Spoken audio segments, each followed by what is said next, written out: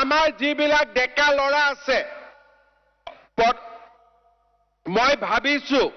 যে 2 লাখ কিন্তু 2 লাখ একেলগে কলে মই মিছা কথা কোৱা হ'ব যাতে গাড়ীখন লাহে লাহে যায় সেইকাৰণে মই প্ৰথম কৈছো যে এই বছৰ আমি প্ৰচেছ আৰম্ভ কৰিম 1 লাখ ল'ৰা ছোৱালীক আমি 2 লাখ টকাকৈ সাহায্য দিম যাতে তেওঁলোকে কিবা নহয় কিবা ব্যবসা আৰম্ভ কৰিব পাৰে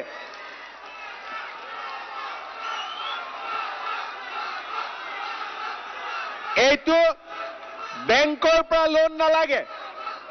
বেংকৰ লগত কোনো কানেকশ্যন নাই ডাইৰেক্টলি চৰকাৰে বেংক একাউণ্টত 2 লাখ টকা ঢালি দিব আৰু তাৰ পিছত যেতিয়া আপোনালোকে ব্যৱসায় ভাল কৰিব তেতিয়া আপোনালোকে বেংকত যাব আৰু মইতো আশা কৰিম যে ভাল বিজনেছ কৰি আপোনালোকে বেংকৰ পৰা পিছত 10 লাখ 20 লাখ যি লাগে লোন ল'ব কিন্তু মোৰ ফালৰ পৰা আমি 1 লাখ ল'ৰাক প্ৰথম বছৰ 2 লাখ আৰু ভগৱানে যদি শক্তি দিয়ে পিছত আৰু 1 লাখ ল'ৰাক আমি 2 লাখ টকাকৈ আমি সহায় কৰিম শ্ৰদ্ধাৰ ৰাইজ আপোনালোকে জানে যে আমাৰ গাঁৱত বহুত সেলফ হেল্প গ্ৰুপ আছে নে নাই মহিলাসকলৰ গ্ৰুপ আছে নে নাই ইমান দিনে মহিলাই গ্ৰুপত টকা পায় যে 25,000 টকা গ্ৰুপত দিলো 50,000 টকা গ্ৰুপত দিলো গ্ৰুপত দিলে 10টা মহিলাৰ মাজত ভাগ হয় 25,000 টকা কংগ্ৰেছেতো 5,000 দিছিলে 5,000 মানে গাই প্ৰতি 500 টকা যদি 25,000ও দিও তেলে গাই প্ৰতি হয় 2,500 টকা গতিকে মই চিন্তা কৰি আছিলো যে আমাৰ অসমত 40 লাখ মহিলা গ্ৰুপ আছে 4 লাখ মহিলা গ্ৰুপত 40 লাখ মহিলা আছে এই 40 লাখ মহিলাই যদি নিজাকৈ কিবা কাম আৰম্ভ কৰে আমাৰ অসমত কিমান কাম হ'ব কোনোবাই ধূপ বনাব কোনোবাই মৌ উৎপাদন কৰিব কোনোবাই মুৰ্গী পুহিব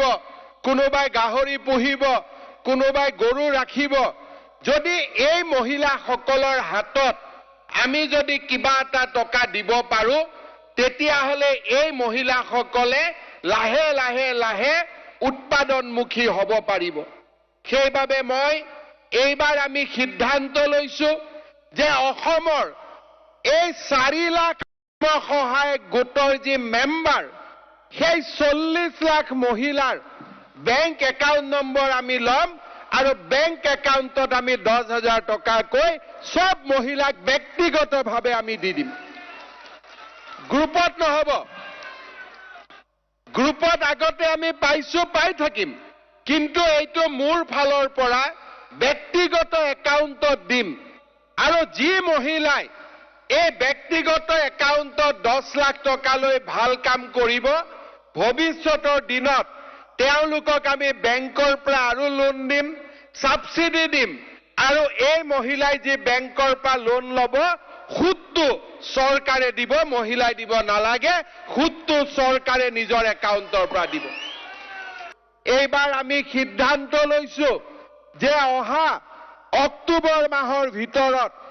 একেদিনাই একেলগে আমি অসমত আকৌ 40 লাখ মানুহক আমি ৰেশন কাৰ্ড আমি হাতত তুলি দিম এতিয়া যেতিয়া আমি ৰেশন কাৰ্ড দিও আগতে আমি ৰেশন কাৰ্ডত খালি চাউল পাইছিলো এতিয়া অকল চাউল নহয় ৰেশন কাৰ্ডখন দেখালে গভৰ্ণমেণ্ট হস্পিটাল প্ৰাইভেট হস্পিটালত বছৰি আমি 5 লাখ টকালৈকে বিনামূলীয়া আমি মেডিকেল ট্ৰিটমেণ্টটো পাম অৰ্থাৎ আগতে আছিল ৰেশন কাৰ্ডখন সিঙ্গল ইঞ্জিন এতিয়া ৰেশন কাৰ্ডখন হৈ গল ডাবল ইঞ্জিন চাউলো পাব আৰু চাউলৰ লগত মাহত বছৰি 5 লাখ টকালৈকে বিনামূলীয়া ট্ৰিটমেণ্টটো পাব আজি আপোনালোকে চিন্তা কৰক যে কোভিডৰ সময়ত মোদী ডাঙৰীয়াই বিনামূলীয়া চাউল দিছিলে কোভিড শেষ হৈ গল চাউল আজিও চলি আছে কিন্তু সেই চাউল লোৱা ৰেচন কাৰ্ডখনৰ মূল্য বাঢ়ি বাঢ়ি গৈ আছে কাৰণ আগতে তাতে চাউল পাইছিলে এতিয়া চাউলৰ লগত বছৰি 5 লাখ টকালৈকে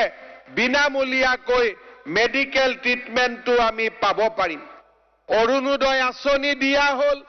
1 লাখ ল'ৰা ছোৱালীক চৰকাৰী চাকৰি দিয়া হ'ল 40 লাখ মানুহক ৰেচন কাৰ্ড দিয়া হ'ল আগতে থকা ৰেচন কাৰ্ড আৰু নতুন ৰেচন কাৰ্ড 62 লাখ পৰিয়ালক আমি বছৰি 5 লাখ টকাৰ বিনামূলীয়াকৈ আমি ট্ৰিটমেণ্ট দিয়াৰ বাবেও ৰেচন কাৰ্ড দেখুৱালে ট্ৰিটমেণ্ট পাব এই কামো আমি কৰিলো